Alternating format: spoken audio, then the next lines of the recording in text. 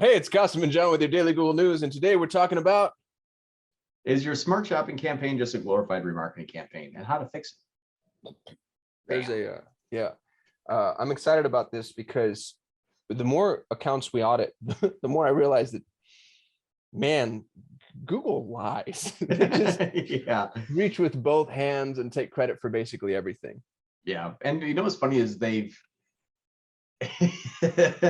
they built these smart algorithms that they're like, ooh, that algorithm's doing something wrong. Let's build another algorithm to trick the old algorithm, and then tell people that we totally did this on purpose. Just layer the lies on top of each other. And just Yeah, out of pretty much. curiosity, and this is something of a departure, but how much of an impact is the new data-driven attribution default going to have on this exact problem? This exact problem, fairly little, just because this only applies to smart shopping. And the metrics that we see inside, if there were 20% increase or decrease, would actually become the same metrics because it's a ratio. So in terms of the new data-driven default, which everybody hang on because nothing's going to quite make sense to a lot of people that are running their own campaigns. But this part here, it's actually pretty safe. But won't just and stop me from getting way too speculative. Smart shopping is so heavily display based. Won't the view through conversion issue with data-driven attribution end up kind of, pushing conversions that wouldn't necessarily apply otherwise? Yeah, and what's interesting is it depends on the other campaign structures too. So if you're running like a bunch of brand and remarketing and very little outbound, you're going to have to rely heavily on that model comparison tool to say like, well, what is actually going on? Because your overall metrics are going to be identical. Just where they came from is going to be greatly different. Well, my fear is for people running traffic from other places. If you've got, traditional display, Taboola, Outbrain, Facebook, whatever, and then you're running smart shopping and you're running data-driven attribution, if you have a purchase that's catalyzed from any one of those other networks, regardless of source, if the consumer's been exposed to one of those display campaigns, isn't smart shopping going to grab that? Well, so the data-driven attribution model is only going to affect Google Ads campaigns. So if you're doing like Taboola, Outbrain, that kind of stuff that's not inside of Google Ads, you're going to, it basically is going to say that if you had a person that's like, let's say, visiting from a Taboola click, and then smart shopping starts to remarket those users, but they never actually click on that ad, and then they end up converting later. Yeah, there's going to be false conversions in there. But that's sort of what I'm getting at. And I don't mean to meditate too strongly on this point, but let's say that somebody's been exposed to your smart shopping campaign first for whatever reason, they don't convert. But we know a lot of people are using like, ad roll, for instance, for ongoing remarketing. And then it's your ad roll campaign or your Taboola campaign or your whatever other campaign that captures the conversion. Smart shopping is going to say, we did it. Exactly. And you know what's funny is they're both right and wrong. It's almost a little Facebook-esque. It's like, well, if they didn't get remarketed a bunch from this campaign, would they have converted? You're like, I don't know. Like, yeah, there's some potential truth to it, but it's God, it's just so unfair. You almost wish they would segment that data, so you could actually see like, hey, this is a conversion that was like, we call it an assisted conversion. Call it a conversion on the periphesis, but you can't say like, or just call it a view through conversion. Don't just automatically say like, well, that probably would have got a conversion, Yeah. And that's where, yeah. And to call it, just leave it view through. I see why they did it though, because their YouTube tracking is terrible. It is horrible.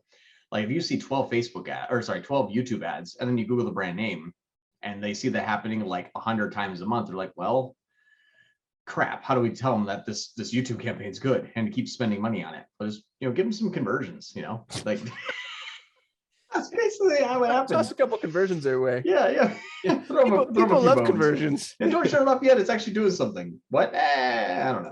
It's something. It's doing something. Let's just, how much conversions? I don't know. Handful. Like that's basically how it's going. Can you prove this didn't happen? Exactly. It's so Facebook-esque, and I hate that so much. And that's why I never use data-driven unless I absolutely need to. What's funny is the attribution model inside of Google is only for you.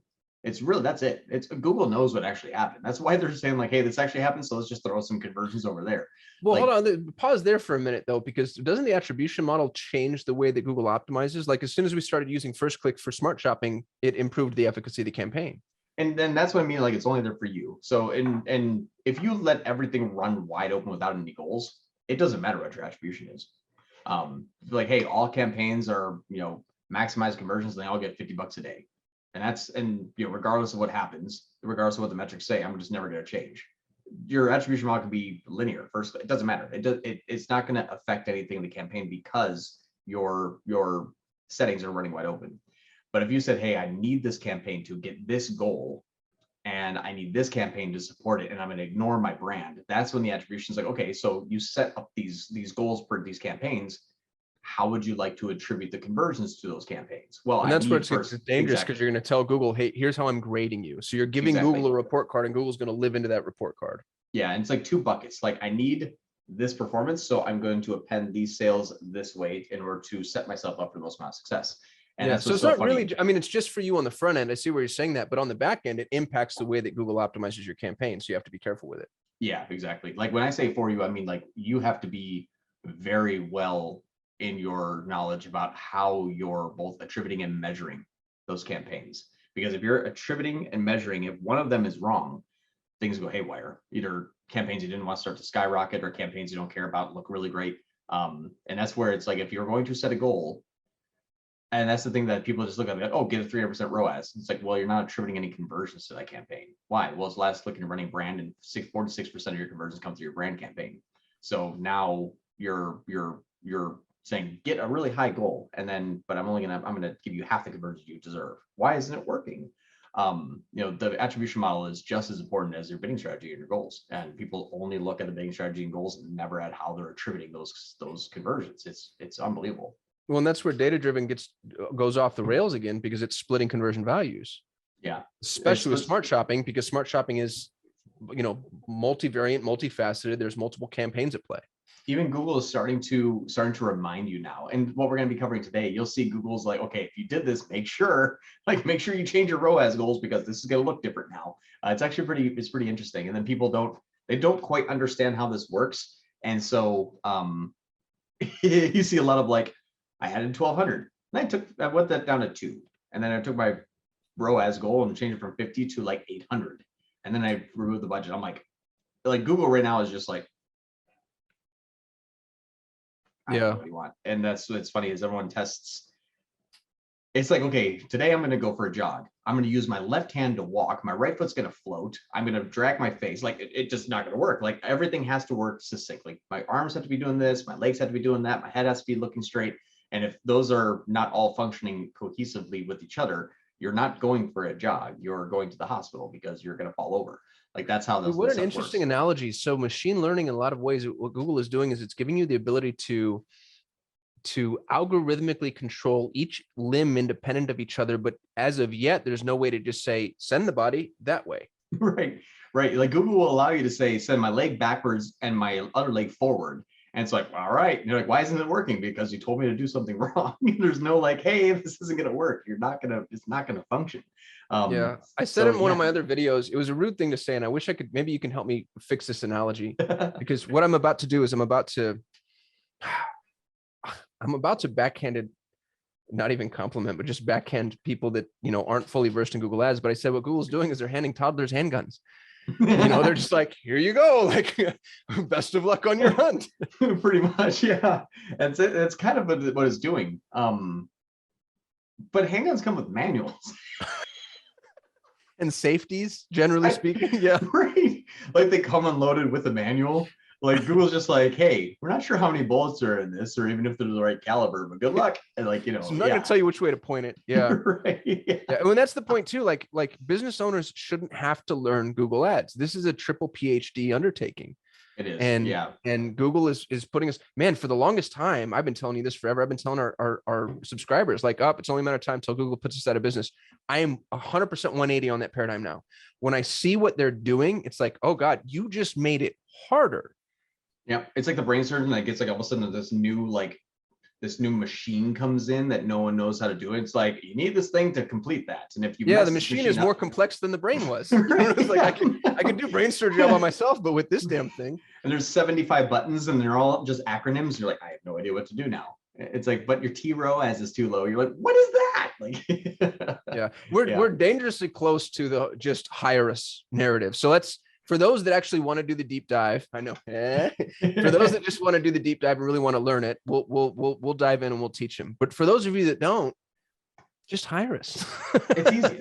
Seriously, like that's all we do. But yeah, it does seem like a big sales pitch. But what you'll see today seems very simple to me.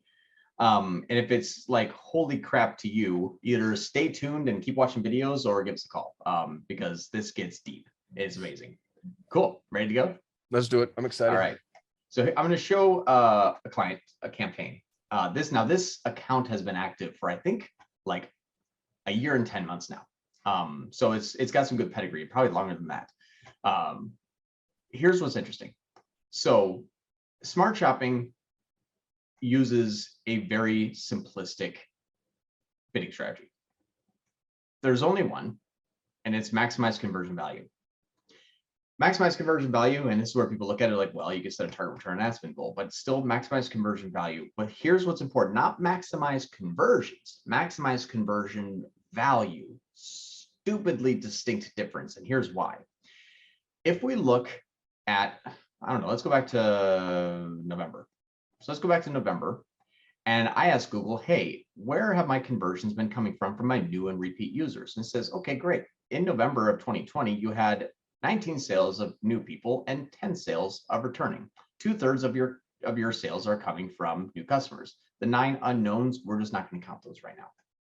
You could actually shore up. Dude, how could it be unknown? That feels so stupid from a data perspective. Either they're new or they're not. And if you can't track whether or not they're new or whether or not they're returning, then they should be dropped in the new bucket. Well, partially because this is semi-new. Google is going to try to get this to all of their campaigns, but it's only applicable to smart shopping. And the way to actually shore up these numbers is by saying, hey, if you actually upload your customer list, I will be able to tell you distinctly which one's new and repeat. The reason why this says new and repeat is saying we're not sure because the tag has not been able to identify that device, but it looks very similar. That's essentially why that's being described. So unknown veers towards returning then. I would say returning, yeah. The new, and so what happens though, this is about let's just say it is, and that's a 50-50 campaign. Half my sales are new, half my sales are repeat. And then it says, okay, so 2/3. Well, let's fast forward to the last 14 days. Look at the number now, 13 and 9.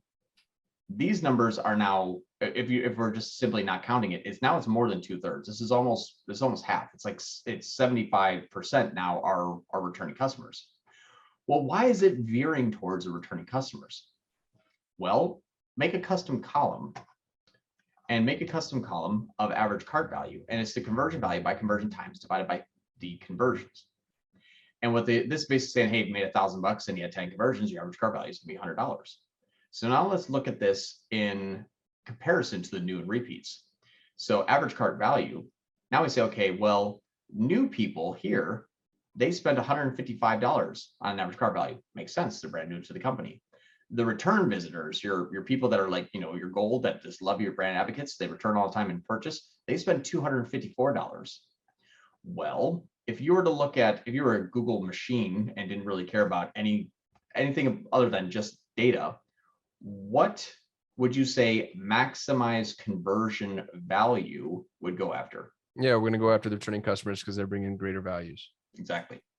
So $254 average cart value. Now, if we look at this here again, and if we go to last 30 days, this sees $294. That's even bigger than the $254 in the last 14 days. This is a $300 purchase and $174. So yeah, it's double the cart value. Exactly. So now what you have to look at is, okay, well, how do I get Google to stop doing this?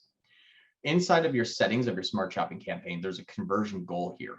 And let me just move this. The conversion goal defaults to this. No one really knows what this is. And it just says, hey, this is the account level conversion settings. That's conversion goal. You're like, yeah, I'm tracking sales. So cool, that works. But if you toggle this down and go to campaign level goals, you'll see that there's a toggle here for new customer acquisition. And now what Google says is, hey, your existing customer and your new customer, what Google says on average is $78 for a purchase. The problem is, just out of curiosity, in your experience, is the new versus existing in all e-commerce accounts, are they generally the same as shown here, or have you seen big disparities? No, this is actually pretty realistic. And this will match up very closely to Shopify. And what's interesting is this is just the unknowns, the news, and repeats. And what this basically says is this is on average, and this is according to historical data, long time. $78 on average is what a new customer is worth. If you toggle this button here, you're going to actually get a you're going to get an arbitrary value, and that, or not arbitrary, you're actually going to get a value that's pretty real. I don't have it here, and I have to guess it. I'll see if I can get another campaign to share with you, but usually this will actually, when you toggle this on, it'll add something like 54. And you're like, well, how did I get 54? And there's a little pop-up over here that says, why this metric, or why this value? And it says, based on what we've seen from when a customer was new and they purchased, and then any purchases that they make after that, we're just going to add it up as an average. So if you have a $10 sale, and then in a month from now, you have a $1 sale, Google's going to say, assign an additional dollar to that new person. And here's what's interesting though, is that's still not going to bring you out of that hole. What you have to do is you have to give this a number that is going to surpass what your existing customers are spending on their average carts. So I have to bump this thing up to 250 to tell Google, hey, the new customer online purchase is actually worth 328. Why? My average cart value showed 294. I have to make this a bigger value. Why? Because maximized conversion value is going to go after whoever is worth more. I've had a $50 per day, or sorry, $50 per purchase conversion action on this account here. This actually used to be 50, and it did not move the needle at all after about a month and a half. It didn't do it at all. Well, and the big distinction for anybody watching, just to make sure that, you know, we're all on the same page here, because if you're new, I could see somebody making this mistake. You're not defining the new value. You're defining a new addition to the existing value. Mm-hmm. And what's funny is if I see, so if I do 250 here as an example, and let me just hit save. Here's what's interesting is Google, let's bring this down to like $2. You'll see this pop up. If you change this value and you have existing smart shopping campaigns that optimize for new customer acquisition, this value will also change for those campaigns. There's also one that if you remove it, it actually will say, make sure you update your ROAS goal. The one that I'm changing here. Let me do this. Let me go to a different campaign. Everything's going to be blocked off on this. I'm so sorry. So you're going to have a lot of blurriness right there. But let me go to an existing campaign here. And if I turn off this goal, let me show you the warning that it gives you now. Hopefully I can get this thing to work. There we go. Changing your conversion goal selection will impact the conversion value of this campaign. Update your ROAS target to reflect these changes. So Google is actually telling you, hey, if you do this, the campaign is going to start to die because you used to give it more value than what you're giving it now, but you didn't change your goal. Just like how we talked about attribution, same thing here. We're going to start to actually end up changing the goals here a little bit. So if you make a change in one area, you have to make sure you make the changes in all the areas, because it's going to say, well, how's my attribution? What's my goal? What's my daily spend? What's my ad spending? What's my target return ad spend? And if that target return ad spend gets reduced, is it going to atrophy? Is it not going to spend the daily budget? Yada, yada, yada. This thing goes, there's a lot of moving parts here that you have to understand. But if I can give this, let's go back here. What this is going to do is, this is where things go haywire.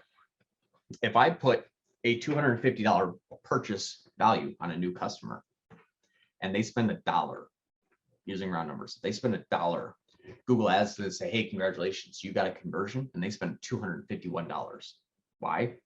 Because I added $250 to the existing purchase.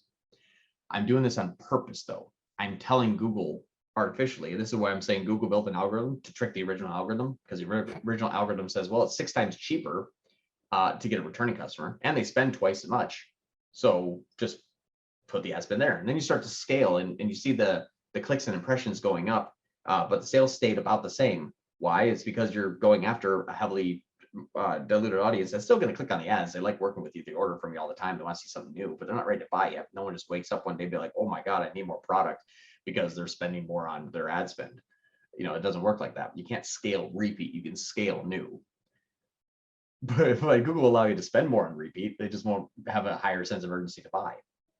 So as you append a new additional customer value here of 250, the way that you have to look at this now is all of a sudden your ROAS is going to shoot up, because Google thinks you're making $250 for more every single sale now, more. And it's like, wow, one purchase that usually would spend 100 is making 250. Your ROAS went from 3.5 to 6. Like, good job. Make sure you set your ROAS goals appropriately. If you increase this is dangerous for reconciliation, because you're going to go into Shopify and say, like, how much money did I make? And it's going to be way off. Well, that's why you have to do this then. this is what you have to do. If you look at the last, let me just do this, the last 7 days. Let's assume I'm appending $100 more to every sale. In the last 7 days, you have to segment by conversions, come on, Google, segment by conversions, by new versus returning. Look at what the new customers were, 10. Pull out your handy dandy calculator, say, well, if I'm adding $100 every new sale and there was 10 new sales, there's $1,000 here. So there's $1,000 increase. And now you're looking at new customers and says, well, it's $1,297.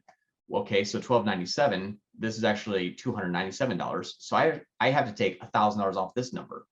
So $1,000 off that number is obviously, it's really simple, 1604.89 minus 1,000. I actually only made $600. So Google is saying that you spent 216 to make 600. Awesome. You didn't actually make the 1,600. Now I have a $50 on this current metric right here. So the way that I would have to look at this is I have 10 new sales times 50. So I have $500 more. This actually made 1604.89 minus 500. This is 1104. But I still spent $216 to make $1,100. It's still fine. The idea here is that the merchant would actually know the lifetime value of their customer. They're factoring that into the number, and ultimately they will make the $1,600 if their numbers hold true. So you have to know your numbers, and you have to make sure you're not bringing it too far out into the future. Don't be like, hey, in 3 years we're gonna make $500. Well, don't spend that $500 now. Because then, 2024 is your year. You're gonna be profitable then. Well, that's how venture-backed companies do it, dude. So if you're watching this and if you're going up against anybody who's VC-backed, some of those VC-backed companies are banking on 5-10 year acquisition targets. We've seen that in the SaaS space. They're 100 ROAS break even, or even repeats. Like some of the companies that we work for, that's like pet supplements where they have like glucosamine pills that people have to order them 12 times a year, once a month. They'll have a 50% ROAS, 100% ROAS, and like, oh, this is going to be just minting money. It's like, well, that makes sense. You pay for the first sale, and then you get 11 more free sales after that.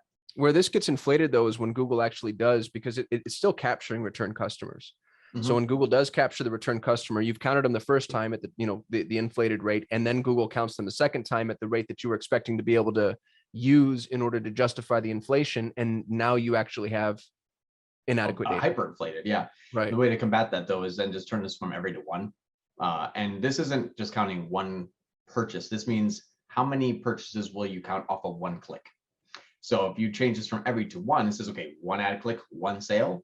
Yep, good. You get that metric. If this is one ad click, and then for the next 90 days, all of the sales, it starts to add all those up. The problem, though, is you have to run this on every just to be able to get the new versus returning metric. If you're running this on one count, your data is going to be very inadequate, because Google's going to necessarily say, well, yeah, they didn't have to click on an ad for the next 6 purchases. So the LTV is not there. You get one metric.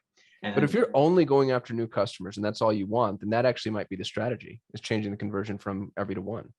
Oh, absolutely. The problem is then I say, well, what's your LTV? And how often do they purchase it? If you don't then you have to count that in app, and and this is what would suck for us is if a customer asks us to do this, we don't get to see the full view of a customer value. Right. And Shopify does a terrible job at this. And then if you said, well, let me just look at my Shopify metrics, be like, well, crap, I had 7 purchases in last week that all came from direct. And it's like, well, where do they come from? You're not tracking of a 9-day click through a Gclid. Shopify is just saying direct, and BigCommerce and all the other ones are just like, was it direct organic? It's like, no. Someone didn't just wake up and order their 6th order from you. They had to. Yeah, you're blinding Google here. So this is actually super dangerous. Right. Yeah. So it's pretty cool. That's just one of the areas that you say I'm adding ad spend, and that's why people are like, I'm adding ad spend to my smart shopping campaign, and it's spending more. I'm not making any more. It's like, all right, let's go through this. So I wanted to shoot this video in order to give you kind of an insight as to here's one of the 6,427 ways things can go wrong if you don't know exactly what you're doing in this space. Yeah. So if you're watching and you have questions, exactly. Questions, comments, concerns, confessions, hit us in the comments. I am interested for merchants that are running and they're running successfully, how you've contended with this issue, if at all. And we jump on this soapbox a lot, but I'm going to jump right back on it because it's an important one. You have to know your numbers. And there's so many businesses out there that don't. In many cases, it's hubris. They kind of refuse to. They're just like, run traffic. And then when the customers land, like, it's a good problem to have. Good problems to have are still problems. and they become less and less good as you scale and you grow. So, this is an important thing to tackle now. Yeah. It's so, and what's funny is the longer that your campaign goes on, the worse it's going to get. If you statistically see that your return traffic is just much more valuable, when you first start off your campaigns and everyone's brand new, it's like, wow, this is great. And then all of a sudden you look and you're like, well, my Shopify, as an example, has been saying that I used to have 70-30 new versus returning, then it turned into 60-40, then 50-50. And I'm not getting new customers anymore, but everything looks fine in Google Ads. This is how to fix that issue. It's hyper specific, but every Google Ads campaign where a returning customer is worth a little bit more than a new will get to this point. So that's just something that is almost, as of right now, the current settings in Google is a guaranteed statistical, it's a statistical guarantee that is going to get there. And the way to combat it early and often, that ounce of prevention worth a pound of cure, because otherwise it's like now you have to work with just so ridiculous amount of data and conversion value that you have to backtrack every single day just to find out what's going on. But you're doing a good job of tricking Google. And remember, Google's a gigantic ship. It's going in a direction you can't just go and turn it that way. It's going to take a little bit of time to reposition. So the earlier you can set it off on the right course, the better.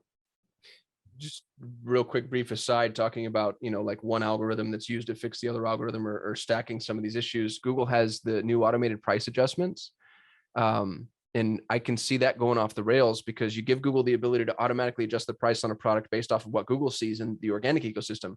But now inside of the Google Ads dashboard, you've adjusted the value of a customer, but you're adjusting the value of a customer based off of your retail pricing. So if Google goes in, does an automated price adjustment, and you're still attributing the previous value, which right now there's no way to alter in accordance with Google's adjustment, like that's the type of thing that amplified over time totally destroys your numbers.